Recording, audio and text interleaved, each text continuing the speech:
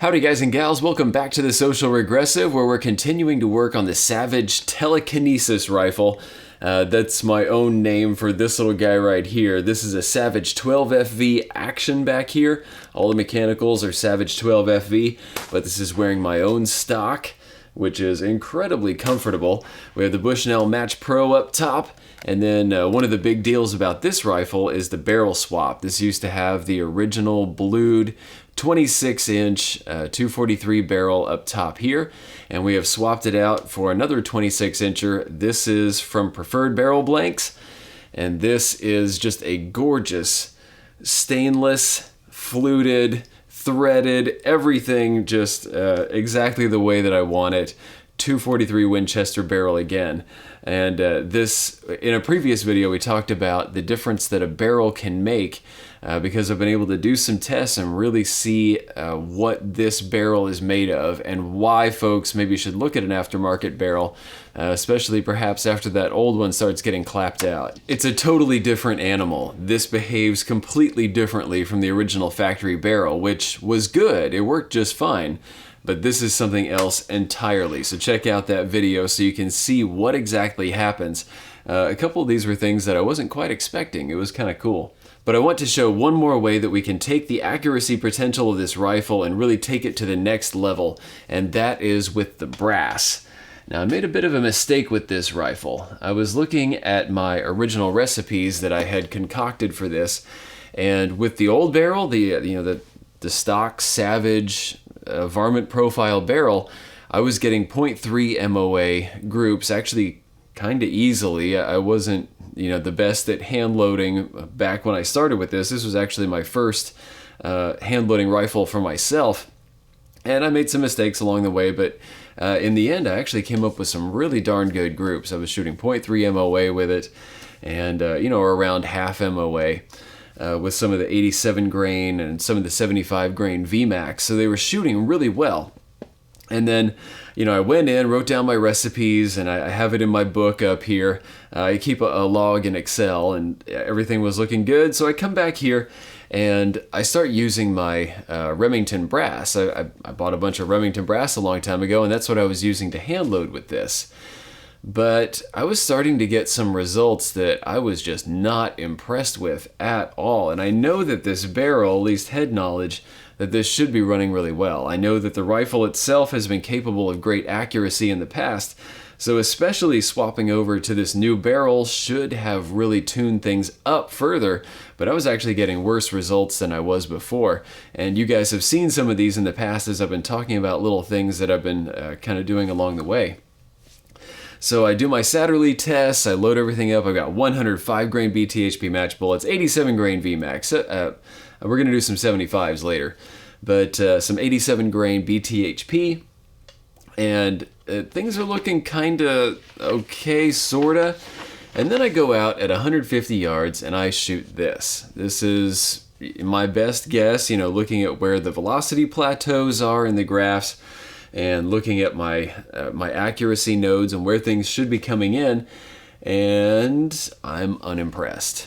150 yards, this should be performing much better than this. Now keep in mind that each of these groups is, again, shot at 150 yards, not at 100, so you can mentally shrink these down to about 3/4 the size and you get the right idea.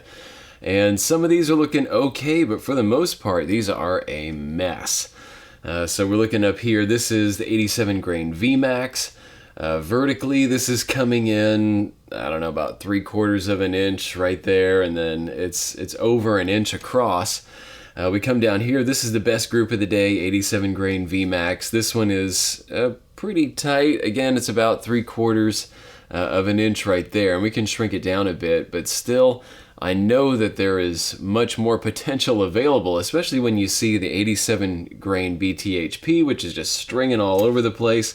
The 105s look awful. I know that something is being left on the table. And then, it was just a couple weeks ago, I'm sitting back and I'm wondering what in the world could be going on. Trying to go through the various factors that could be messing with me. I know that my barrel is free-floated. I know that the tang is free-floated. I know that everything should be attached just right. I've got the right torque on the action screws. The scope is amazing. Nothing should be getting in the way. All the screws are down tight, and it suddenly occurs to me, hey, wait a minute, no. When I originally cooked up those loads, even though I had it listed in my book as being Remington brass, and that's what I was shooting for the most part when I was out doing prairie dog hunting, because that's what I bought, I suddenly realized the very first ammo that I put through this rifle was from Federal. That was the first brass that I had, and that's actually what I used to cook up those first hand loads. And then after that, I was kind of, I guess I just wrote it down wrong, and I was reproducing it using Remington brass. So this whole time I've been holding myself back with that silly component and thinking that that was the original one, but no, I had been using Federal brass. Federal brass has been great for me in the past. That's what I used to actually get that mile rifle, that Savage 12FV and 6.5 Creedmoor. That's how I was able to get that so precise out at 1,760 yards right there. And you know, we did some 1,000-yard shooting with that, and it was great. That's Federal makes really good brass. Remington apparently does not, and we're actually going to test that here today. I'm going to show you first off some of the graphs that we were getting with this. Okay, so here is my Satterly results that I got. You can see them here. This is the original Remington brass. So you can see that they're not all that smooth. They're kind of chunky. Sometimes they'll kind of pop around, and the velocities will change a little bit radically. Let's compare that to what I'm using now, because I have swapped over to something that is much superior. Starline Brass. I have talked about this before. I've shown you with 350 Legend and with 458 SOCOM how exceedingly precise even those cartridges are. We don't really expect 458 SOCOM or 350 Legend to be, you know, extreme precision rounds.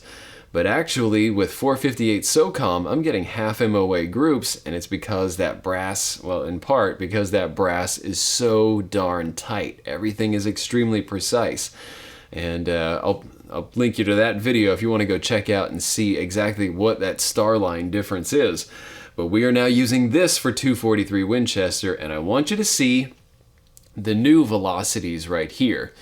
So here are the new graphs that show the curves when I was doing these Satterly tests. And remember that these are a difference of 0.3 grains with each of these, so they're not the same powder charge every time. And you can see how smooth these lines are. But now we're going to just go over here and we're going to start weighing and measuring some things so we can see how precise Starline is versus Remington. Let's start with Remington. I've picked 5 cases at random. These are ones that are nicely cleaned and polished. Everything should be pretty uniform about them. And let's just see what they weigh.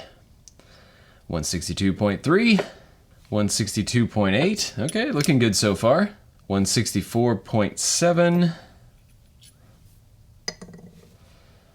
161.6, 164.8. Okay, so those aren't looking as bad as I had expected. Those are wandering around a little bit. We'll see if the Starline Brass can tighten things up. Now for the water test. I'm going to tare this, and then put in some water with a little something extra to break the surface tension. 53.9 grains of water, 54.1 grains of water, 53.9 grains of water. All right, so we're still hovering around 0.2 grains. 53.9. These are all looking great so far. Here's the last one. 54.2. Okay, this one takes it up a little bit higher, but still, that is well within tolerances that I would expect. That's actually looking pretty darn good. I was expecting to see much more variation. These are the first 5 Starline cases that fell to hand. They were just there in the box. And the first thing I want to do is see what kind of lengths we're dealing with. With the other brass, these were all very consistent. 2.037, 2.036. Supposedly these are ready to load up and just, you know, go to town with these. They do a full length case size before they send them out. 2.036. Okay, so far we have a variation of 1,000th. Okay, 3.7. Yeah, about 3.7 and a half right there.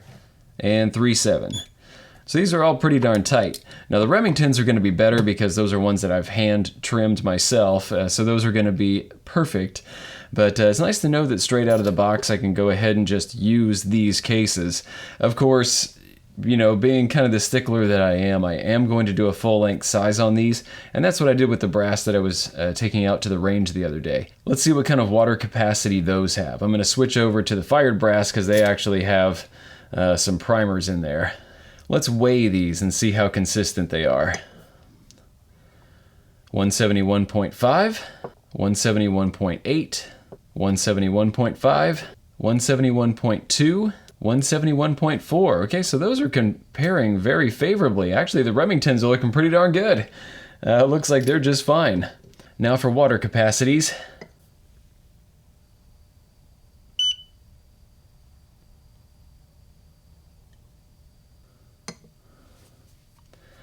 .5.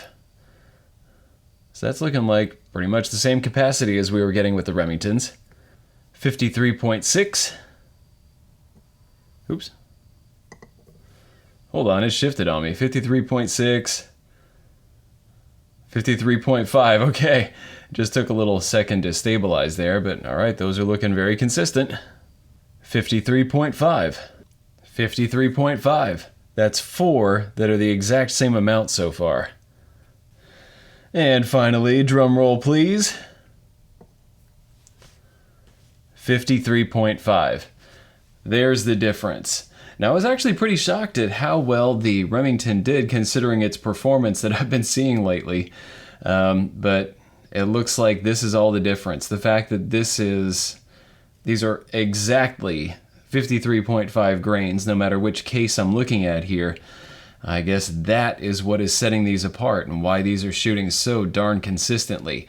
Now make sure that you stay tuned, watch for the next video in this series because we're going to get out, I have figured out which load I'm supposed to be using for each of these. That's the 87 grain BTHP match, 87 grain VMAX, and we're going to see how well these actually shoot at distance. Hopefully I have picked the right spot of the velocity plateau, the right part of the accuracy node.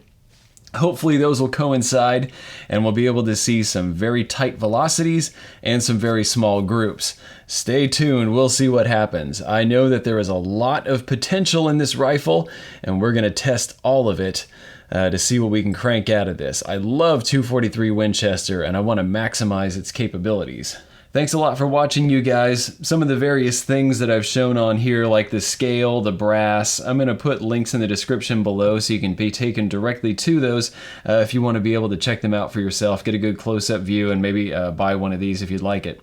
Thanks a lot to everybody that makes videos like these possible, where we get to actually get down and test some of the equipment that we all have been using to see what practical difference it actually makes. And I'm not looking to prove anything, I just want to get out there and be able to test and see what actually happens in the real world. And I think a lot of you guys, from what I've been hearing from you, you've been appreciating that viewpoint. I'm not out here to sell stuff, push things. I want to see how things actually work. Thank you to everybody that has made these videos possible, especially patrons of the destructive arts. We have Sportsman's Guide and Stan and Mary at the 338 Lapua Magnum level out there, and we have Joseph Davis, Peter, Mr. No Name, and Howard now at the 300 Win Mag level. Thanks a lot, you guys, and thank you to everybody that's been chipping in $1 or $2 a month to help keep videos like these coming. You guys keep me in brass and bullets and powder, and I really appreciate all of you. If anybody else wants to chip in $1 or $2 a month to help keep videos like these coming, I'll put a link to Patreon around here. See you all around. Thanks for watching. If you liked this video, be sure to like, share, and most importantly, subscribe. Even if you didn't like this particular content, go ahead and subscribe. There's probably something coming that's more up your alley. Check out this playlist right here. This is going to have videos in a similar vein to what you just watched. These 2 videos we cherry-picked for you. And finally, The Social Regressive is on Patreon. So you can become a patron of the destructive arts and earn some goodies while helping us to provide high-quality videos just by kicking us a few bucks a month. Thanks a bunch for your patronage.